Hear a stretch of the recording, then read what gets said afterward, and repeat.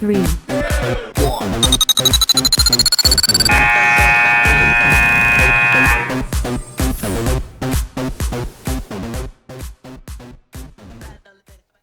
Hi, everybody. Welcome to a special interview here on Halftime. I am Baxter Colburn. And I am Tanner Burke. Tanner Burke, a very good day to you, sir. How is life? Life is great. Still recovering from my upper body injury Your from upper this weekend. body, we both have sustained upper body injuries. Yes. And we sustained day-to-day. injuries earlier, too, on our arms from the duct tape that got ripped off for Yes. wrong trivia question answers, Yes. too. It's been a tough week for us so far. We get into some crazy things on these shows. We do. We certainly do. But when we aren't being crazy, we get to usually talk to some pretty cool people as well, Yeah. which is a nice part about being a part of Brew Sports. Oh, it's amazing. We get the opportunity. Last week, we had the opportunity to speak with Christine Nairn from the Seattle Reign, one of the great NWSL teams. But now we get the opportunity to speak to a defending champion. Yes. So for those that follow the NWSL, folks know that the Western New York Flash won the championship last season. Then they packed up shop and moved down to North Carolina. They now become the North Carolina Courage. One of the players that has been very influential in their undefeated start to the season is a budding talent for not only the U.S. women's national team, but also for the Courage as well. It's Abby Dahlkemper, and she joins us now here on Halftime. A very good day to you, Abby. Welcome to Halftime. How are you? Hi, good. I'm doing well. Thanks for having me. Absolutely. It's great to have you on the show today, of course. So first and foremost, a big win over the weekend, 3-1 over the Orlando Pride. All the big names get on the score sheet. Lynn Williams, Jess McDonald, Sam Mewis. Things really seem to be clicking for you ladies so far throughout the first couple of games. How have you been viewing it from your spot so far on the field? Yeah, definitely. I think, I mean, it's a long season, but the first 3 games have gone really well. I think that definitely, it's helped having kind of the core group together or coming back from last year, and the core group kind of just maintaining that stability and having Paul and Scott back. And so I feel like we're definitely farther along this early on in season than we were last year. And so we're familiar with each other. And like you said, it's nice to see a bunch of different names on the score sheet. And I think that's important. I think defensively, I mean, we've had to come up big. Sabrina's come up big a couple times in the past game. And Orlando's a great team, and they tested us a lot, which we're thankful for, because ultimately we'll be better from it. Well, you ladies are off to a great start, of course, and it is a long season, so you have to stay diligent and persevere. But you're 3-0 right now, from what I'm looking at, and your season stays perfect, of course, with a 3-1 victory over the Orlando Pride this past weekend. But you have another tough game coming up this weekend against the Boston Breakers, who are coming off of a 3-1 victory over the Seattle Reign from last Saturday. So how is the team preparing for this game around the corner, and how do you ladies prepare differently from game to game?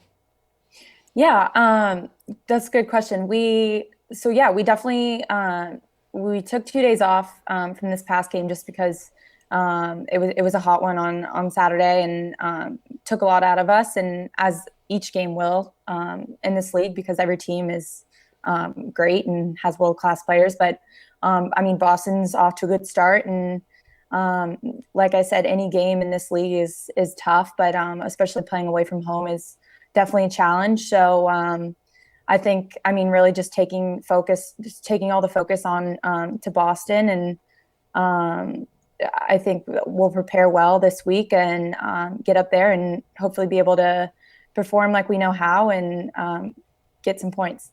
And Boston's such a strange team, too. I mean, they lose a couple of games, and then all of a sudden they go out and beat a Seattle team that put 5 goals in on Houston.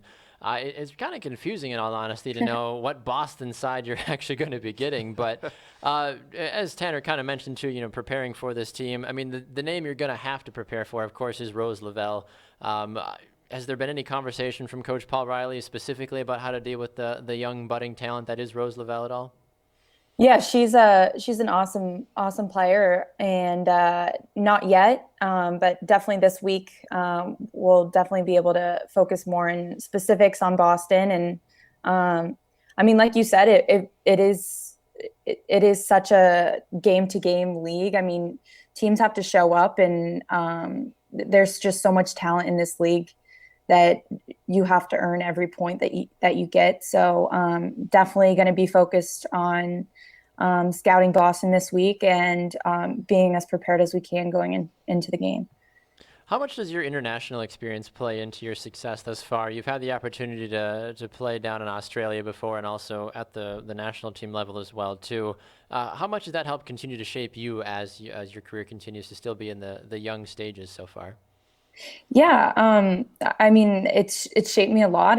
I've faced a lot of adversity and just a lot of experience, and I think, I mean, it's so valuable. And being playing in Australia was awesome, and being able to stay fit and get games in, but also just playing internationally with the full team was an amazing experience. And I just tried to take everything in and soak it all in. And I mean, I was training with the best players in the world, and it's hard not to learn in that environment and to get better and whatnot. So definitely very thankful for that experience, and working hard to get back there. I had a little bit of an injury this fall, so coming off of that and coming into season and making sure that I'm as fit and as sharp as I can be is important to me. And so yeah, just really looking forward to that, and also obviously helping the team in any way I can, and making sure that defensively we're solid.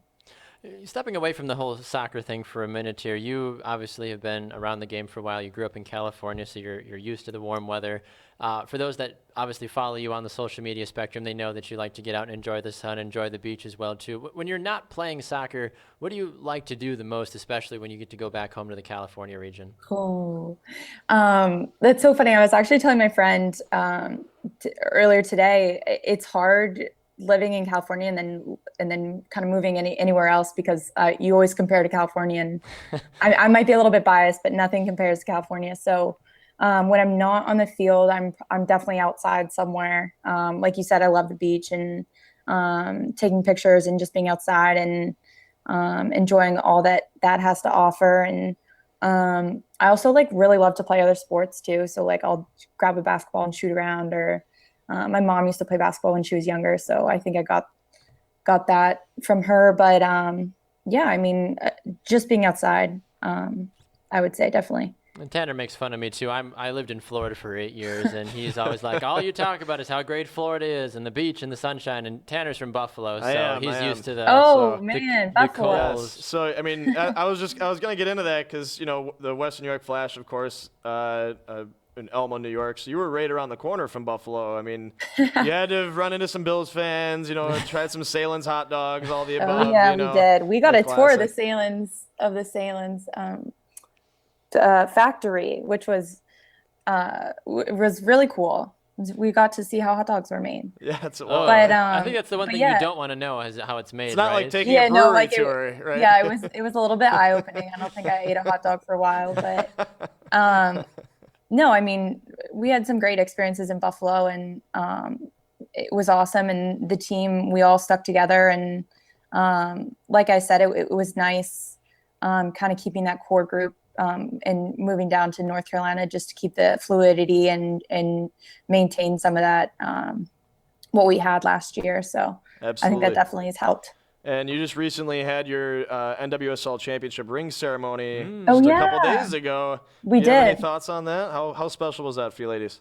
It was really special, and credit to the Salins family and all them for coming down and supporting us and presenting us the rings. And they're like beautiful and so big, and so that was really special. And um, it was really a cool experience, and definitely a soccer journey that I'll never forget. That season was so special, with such a special group of people, and just kind of the way it all fell into place and stuff was very memorable. You spent your college years at UCLA, and unfortunately, UCLA has been in the news recently due to some outspoken loudmouth people that Tanner just I absolutely despise. loves. How does I don't know if you've been following any of the craziness with LeVar Ball or any of that fun business, and bless you if you haven't. But if you have, how do you feel like that comes off as representing your alma mater and just almost kind of having university turn into almost a bit of a joke in all honesty? It has turned into somewhat of a reality show. It That's has. It's like, what are entertainment, they going to do next?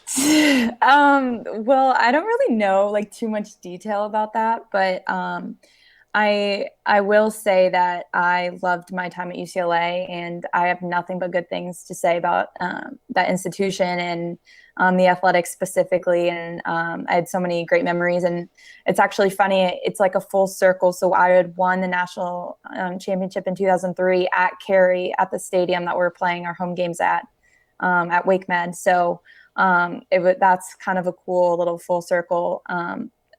As a little side note, but I don't really know much about the whole ball situation thing. But it was really fun to watch the basketball team this year. I know that they did well. So. Did you say 2003? You can't be that old. Oh, 2013. I was about to say, I'm like, oh my gosh, no, I would be 10 if I. I was about to say, I'm like, I knew you were good, but I was like, good Lord. I'm like, she was starting varsity at a 10-year-old. My gosh. Wow. Well, Abby, on that note, we got to let you run, but we really appreciate you taking the time to swing by here on halftime. We wish you, of course, the best this upcoming season with the Courage, and hopefully we can have you back on the program at some point as well, too. We'd love to have you stop by again.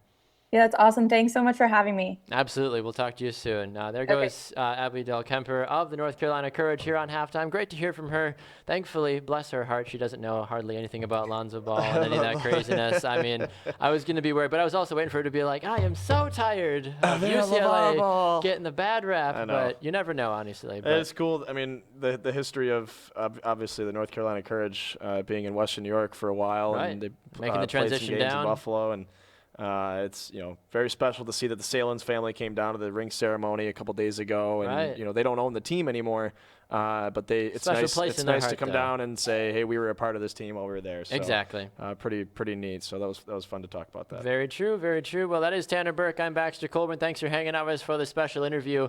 We'll be back again tomorrow on halftime at 11 a.m. Central Time. So make sure you tune in. We'll see you then, guys. Thanks for watching.